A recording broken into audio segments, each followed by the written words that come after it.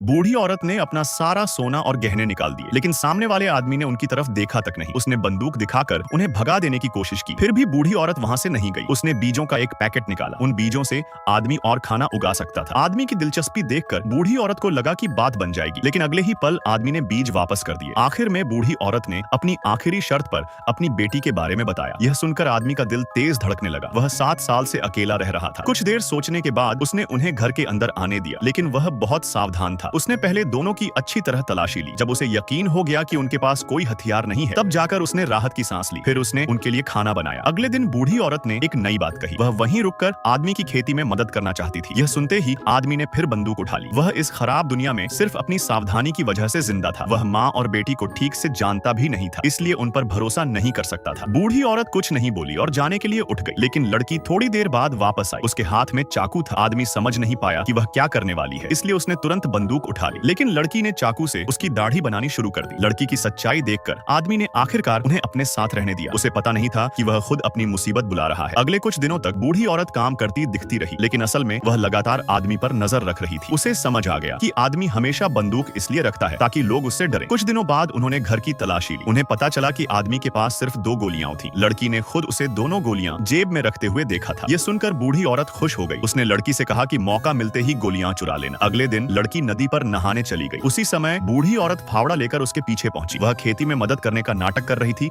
लेकिन असल में आदमी को मारना चाहती थी। तभी आदमी की नजर जमीन पर पड़े किसी अजनबी के पैरों के निशान पर पड़ी। उसे तुरंत लगा कि लड़की खतरे में है। वह भागता हुआ नदी की तरफ गया। बूढ़ी औरत भी उसके पीछे दौड़ी। जब वे नदी पर पहुंचे तो लड़की वहां नहीं थी। बूढ़ी औरत घबराकर उसका नाम पुकारने लगी, लेकिन कोई जवाब नहीं मिला। आदमी ने आसपास टूटी टहनियाएं और पैरों के निशान देखे। वह उन निशानों का पीछा करने लगा। कुछ दूर जाकर उसे लगा कि दुश्मन पास ही है। वह जेब में हाथ डाला और गोलियां निकालने लगा, लेकिन उसकी जेब खाली थी। गोलियां गायब थी। उसे तुरंत समझ आ गया कि बूढ़ी औरत ने चाल चली है। तभी उसने अचानक अपनी राइफल फेंकी और जमीन पर गिर गया। इसका अगला पार्ट देखने के लिए वीडियो पर 1000 लाइक का टारगेट पूरा करें।